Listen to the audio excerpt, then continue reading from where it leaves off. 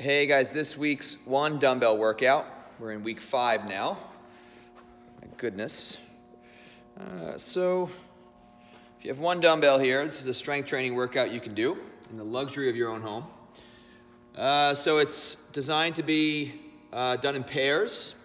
I don't know if you did last week's one barbell workout. It'll be a very similar format to that. It is pairs of 2 movements, so the A's go together, the B's go together, the C's go together. You're gonna do, I wrote 4 to 5, really anywhere from 3 to 5 sets, depending upon how hard they are and how much weight you're using of each pair. So you'll do 3 to 5 sets of A1 and A2 back and forth. Then once you're done with those, you move on to the B's, then you move on to the C's. It's a lower body movement paired with an upper body movement. At least for the A's and the B's. The C's are just kind of a couple core exercises to finish with. The rep scheme is 8 to 12 repetitions per movement. That's been a pretty common theme here, based around how hard the movements are, how much weight you have access to, if 8's good to go, or even if 6 or 7 is good to go, and stop there. If you can do up to 12, go for it. If you can do more than 12, I would encourage you, rather than doing more reps, to just slow down your tempo and try to lower yourself for a good 3, 4, 5 seconds every single rep, and that should make it adequately hard. So the first pair is a 1 1/4 split squat. I'll demonstrate that, of course, paired with the Chinese row. Those are 1 leg and 1 arm at a time, so this will take quite a bit of time to get through because both movements are unilateral. Rest as needed between each set. You can go right from A1, right into A2, then rest. You could go A1, take a little break, A2, take a little break. You could just go back and forth without stopping the entire time. Again, it's designed to be strength training, so you shouldn't be breathing that hard. You shouldn't have like your hands on your knees between sets or anything like that. The second pair is a 1 1/4 sumo deadlift, partnered with a seated Z press. Again, I'll show those. And then the final is the glute bridge, paired with the crunch, a weighted crunch. Good old crunch. All right, let's show. So the 1 1/4 split squat, you can hold the dumbbell a number of different ways. You can hold it at your side. You can hold it up in the rack position on your shoulder. You can support it with both hands in the rack position. It's really personal preference here. I'll just demonstrate it holding it here in the rack. The split squat, 1 leg will extend out in front, the other leg is behind. You have about a hip width stance with your feet. Lower down under control.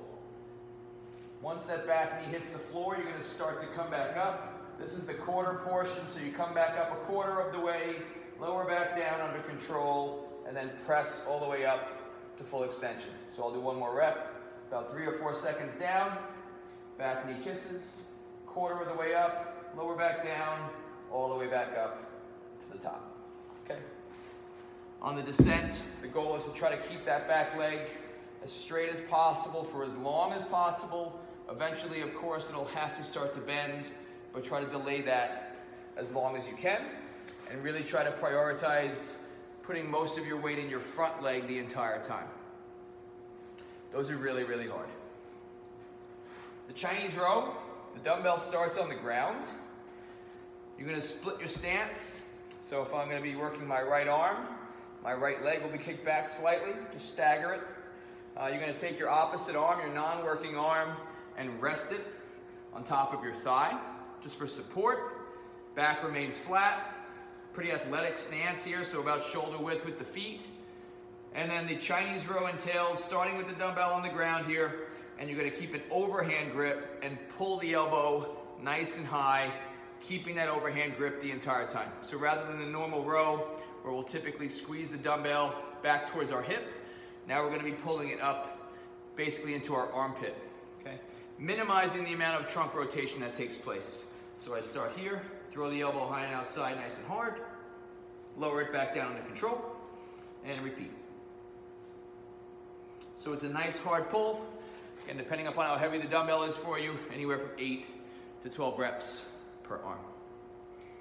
Try to keep the shoulder down and back as you do it. Don't let it hike up to the ear, and just turn it into a bicep curl. The 1 1/4 sumo deadlift. So you're gonna take hold of the dumbbell. Again, there's a couple different ways you can hold it. You can hold it by the handle with both hands. You can also hold it by the heads of the dumbbell. I'm gonna show it using holding the handles. So in the start position, obviously because of anatomy here, you're not gonna be able to stand all the way up, which is fine. You actually don't want to. You wanna stay slightly bent over in the start position. And right away that should place some stress on the glutes, which is what we want. You can see the feet are in our sumo stance, so wider than shoulder width with the toes slightly toed out.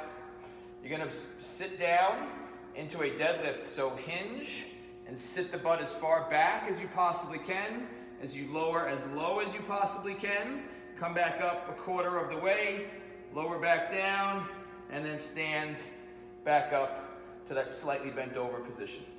Okay, so one more time, down nice and slow. Butt goes back, back, back, back, back, back, back. Dumbbell to the floor, 1/4 of the way, all the way back down, and then all the way back up to standing. All right, and the goal here is really to place as much stress, continuous stress, back on the glutes and hamstrings as you can the whole time. Seated Z press, you're gonna sit on your butt. Legs extended out in front. Take the dumbbell. Again, we typically will press with a neutral grip. Now you're gonna press with a pronated grip.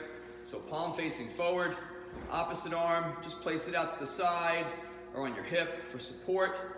From there, push straight up to lock out, lower back down, under control. All right, just keep the trunk nice and still. Try to minimize any type of rotation or assistance by using that momentum. Glute bridge, you lie on your back. Feet are flat on the floor. A couple different ways to do this. One, again, depending upon the weight of your dumbbell, would be double leg. So both feet on the ground, place the dumbbell on top of the hip, extend the hips up, squeeze the glutes nice and hard, squeeze the belly nice and tight, keep the chin tucked, and lower back down under control. So you want to hold that top position for 2 or 3 seconds, squeezing the glutes nice and hard, and lower back down. If you're strong enough and your dumbbell is light enough, you can also do that a single leg version. So now you would place the dumbbell towards one side, extend the opposite leg out in front, and then squeeze the hips up, squeeze that glute, and lower back under control. Okay, but only do that if you can do it without allowing your hips to deviate from that parallel position. And then the crunch. The way we'll do this is to place the dumbbell up on your chest. You lie flat on your back. You're gonna tuck your knees up towards your chest. Grab hold of the dumbbell, just hold it secure in place, kind of hug it to yourself, and then curl the top of your head off the floor, or curl the back of your head off the floor, tuck your chin, and then curl your upper back off the floor, pull your rib cage down to your pelvis, squeeze the abs nice and hard, and lower back down to the start position. So again, nice and smooth, head, upper back, squeeze the rib cage down, and lower back down to the start. That's 8 to 12 nice, slow, controlled reps. That's it, guys. Reach out with any questions and enjoy.